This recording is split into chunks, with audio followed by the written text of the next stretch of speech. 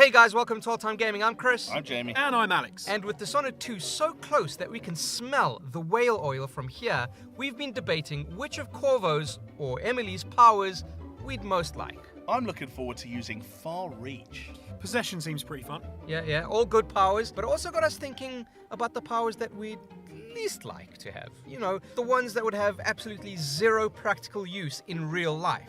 So we've put together a list of 6 powers that you should just say no to if someone offers them to you. Hey! Because that kind of rhymes. Sentences! That's a good sentence.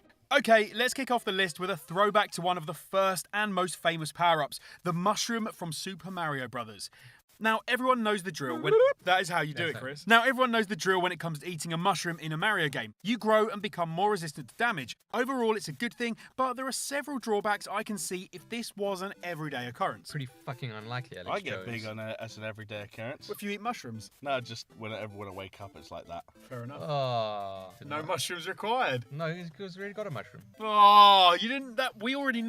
First, we have to ask whether this applies to all mushrooms. If it does, then you'd never be able to eat them ever again for fear of suddenly and violently growing. It would make dinner parties suddenly much more hazardous. That's true, actually. When there was a kid who had a nut allergy in school, they took all the Reese's out the tuck shop. I went on strike. Oh, that's... To be fair, that's evolution telling that kid he doesn't need to be alive. So I said, I'm not doing PE till you bring back the Reese's. Secondly, you only grow an extra couple of feet, so for all the pain you undergo as your bones and muscles twist and extend, the only immediate benefit you've had is that you can now reach things off the top shelf. Oh, and you'll have the same trouble as the Hulk when it comes to clothes. You're trying to enjoy a lovely soup when, oh shit, there are mushrooms in here. Bam! Right in the middle of dinner, your clothes tear off, leaving you nearly naked in the middle of a restaurant. Of course, it's not all mushrooms though, is it? The mushroom in Mario looks awfully similar to the fly agaric, a potentially fatal fungus that has powerful hallucinogenic properties. So instead of suddenly being able to grow to the size of a mountain, all you'd be is an 8-foot-tall naked bloke off his tits screaming about Koopas. Suddenly, Mario can be seen in a whole different light. Yeah, well, what if he doesn't actually grow and he's just so fucking high, he thinks he's massive. Like those criminals who have on PCP, and then they Angel lose dust their plot. Fucking these dudes that bite you off your face because they had bath salts or something. That's a bit of an amazing thing to find out, is that Mario didn't really grow, he was just off his tits. And so that's why suddenly he was tougher and he could do crazy shit. Now, running around naked may be a bit of a faux pas, but you know what is really frowned upon? Casual cannibalism. Yeah, I've heard that. Yeah, What exactly. about professional cannibalism? But I'm talking specifically about cannibalism from the Fallout series of games, which allows players to chow down on the corpses of the fallen in order to regain their health. That seems like it might be pretty useful. Like, if you were in that film alive and you'd broken your leg, and when you'd eaten your friend, your leg is healed, mended. That's quite useful, isn't it? That'd be pretty fucking legit, actually. Now, cannibalism exists in the real world already, so what makes this a power exactly? Well, Fallout implies that eating raw flesh can instantly restore hit points, pretty much the same way that drinking a bottle of water can kind of also restore real life hit points and such. You're insane, Chris. You don't have hit points in real life. Look. Metaphorical hit points. Either way, it would be a fucking awesome power were it not so completely fucking batshit insane. Yeah, you're gonna get a funny look if you're hurt and you go to hospital and you're like, look, just give me the dead guy and I'll heal myself. No, but imagine, so let's look at the actual health benefits for a second, or rather the negatives behind eating humans.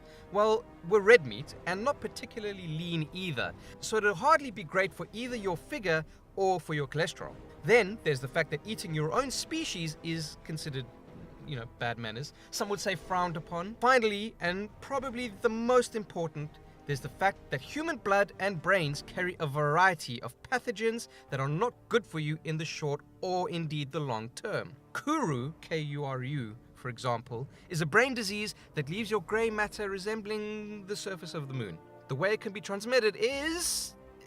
yes, you guessed it, by eating an already infected brain. Well, no one said we're eating their brain. No, but you get there eventually because it's like No. you start. That's a tasty I'll part. take a nice cross-section of the thigh and... Okay, so you're thinking, fine, I'll just avoid the brain, right? Nope, because naturally there's a fuckload of blood in people's bodies, which in itself can be extremely dangerous. If blood is infected with pathogens, then well done, fucko, you could catch it too.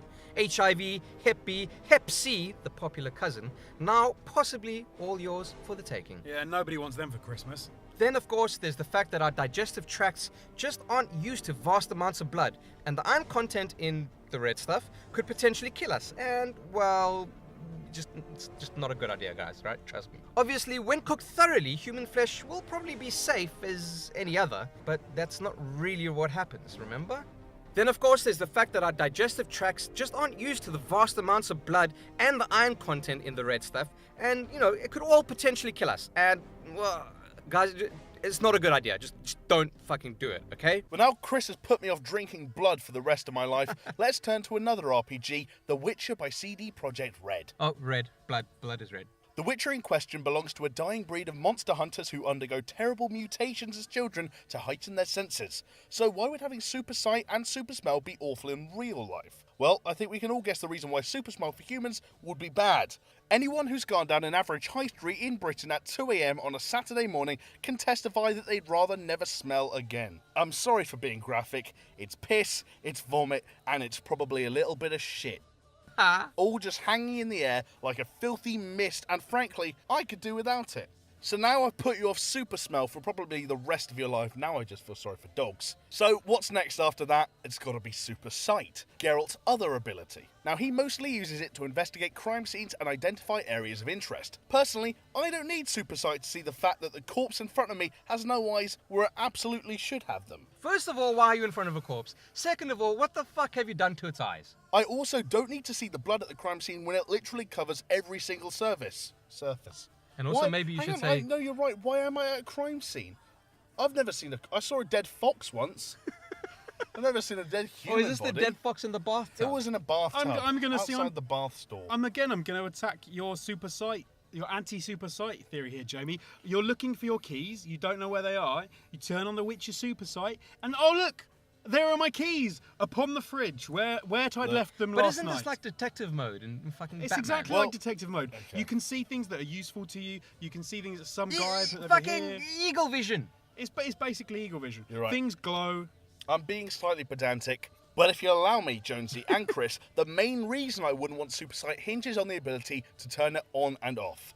I don't like the idea that I'm in a hotel on holiday and the entire room looks like a Jackson Pollock painting thanks to the DNA produced by the fuckfest that the previous occupants had on my bed. And you can smell it. It's like the blue light in that Room Raiders show on MTV, except it's my eyes. Do you know what? In one sentence, you've won me over. Yeah. Don't get me wrong, if all of this could get me a job in CSI, then I'd take it, because Lawrence Fishburne's fucking cool.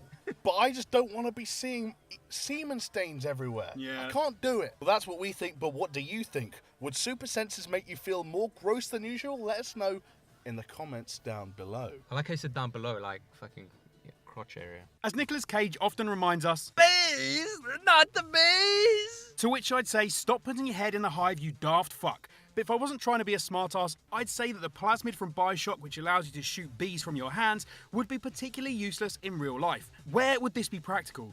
There isn't a single job where the ability to shoot insects from your flesh would be considered an appropriate workplace activity. And unless that person you really have a crush on is really into stings, it's not going to impress the ladies or the lads either. I guess you could take up beekeeping as a hobby, and as someone who is not an expert, I'm pretty sure there is no situation in that area that can't be improved by the addition of yet more bees. What if it becomes an involuntary action? Nothing more unfortunate than going to shake the hands with a potential employer and spraying them in the face with stingers. So let's talk practicalities if swarms aren't going to land you a job anytime soon. You could always use the plasmid as it's intended in the game, that is for the purpose of self-defense. There are a few issues here though. First and foremost, while bees are pretty annoying and in significant quantities lethal, it's nothing that a can of Raid and an electric racket can't deal with. Along those lines, there's also every chance that the bees could turn on you. For bees are the whores of the insect world, and they'll sting for the person with the most pollen. And of course, before you respond with your stinging maelstrom of death, your attacker could punch you in the face, or stab you, or shoot you, or do a myriad of other things that are a lot faster than someone shooting bees at you. Pull in Indiana Jones, basically. Yeah, or for that matter, employ any one of hundreds of infinitely more efficient ways of taking somebody out that doesn't include carrying around a hive of bees. But here's the thought, right? If you have the bees plasmid, that means you live in a world with plasmids. And why the fuck would you want the bee plasmid? Bees shooting from your hands would also, I imagine, be quite painful, Jonesy. But deadly? Possibly not. However, teleportation could be deadly, which is why it is a video game power I'm kind of tempted to pass on. Now, it's important to make the distinction between the teleportation of someone, say, like Corvo from Dishonored, and that of Raiden from Mortal Kombat or M. Bison. For the purpose of this list, we're talking the latter version of teleportation. Why? Because it appears impractical to begin with. That's why. Teleporting a few feet, fuck gives a shit. I might as well walk. The only way I would use that is as a party trick or to escape awkwardly meeting an ex in the street. Or teleporting out the way of an oncoming car. Guys, I can't jump to Egypt or New York like that film Jumper. So I fail to see why I would actually use this on a day-to-day basis. I don't see how my life can benefit from it, really. Then, of course, there's the science behind the teleportation. This is where even using the damn thing once is possibly too unpleasant to think about. So far, non-copyable information has been teleported via quantum entanglement, whatever the fuck that means, so it is theoretically possible. But for what we're talking about, we're going with that bastion of science, Star Trek teleportation. Teleportation is the breakdown of a subject's molecules for reassembly a good couple of miles away. But being ripped apart at the atomic level cannot be a pleasant experience. It's essentially death and rebirth. Could be painful, possibly traumatizing, so why the hell would I put myself through all of that just to jump a few meters? Explain. You can't, because it's bullshit. So if teleportation is painful and mushrooms make you high, what about double jumping or rocket jumping to get somewhere? Interesting. Here's what I'm thinking. It's the best of both worlds, and there are only a few negative side effects. Right? Right? Wrong. Double jumping, first and foremost, breaks the rules of physics that bind the universe together, so, that's fairly important in the grand scheme of things. But we're talking about powers, so let's suspend our disbelief for 2 minutes and agree that it would be possible. Do you know, the only way I could think double jumping would be useful is if you were a professional basketball player. Well, above all, the only people who would be able to make the most out of it would be those who practice parkour. Yeah, you know the type, those teenagers who throw themselves off railings and then faceplant in the concrete and will watch it on YouTube. They would be major beneficiaries of space-bending laws. For no reason. Yes, now that's not an endorsement of parkour. I think it's fucking terrifying, by the way. But then there's the landings. As pushing against nothing requires no extra strength or rigidity on the part of the human leg, the landing would possibly shatter bones and cripple you for life. I know a guy who fell in the shower and now can't walk right. So imagine what would happen if that knob had the ability to double jump. Then there's the rocket jump, popularised by Quake and TF2. It looks cool, it looks efficient, and it's more than likely to pulverise your internal organs, then shatter your legs on landing. So in the end, it's a mostly useless and potentially disfiguring power that idiots would use to impress girls. You know Mario, where you can double jump, Yeah. and then do a little spin, and then ground pound? Yeah. You fucking ground pound and smash your face open. Oh, my face! Your coccyx would go through your chin. So those were 6 powers we'd rather not have in real life. What do you think? Think you can find a practical use for cannibalism? We'd love to hear from you, so we know who to blame when the court case starts. But before that, leave a like and subscribe. Share it on social media. And if you enjoyed this, why not check out 6 games that would make you feel like a fucking superhero? And you know what? We'll see you next time, superhero. Bye!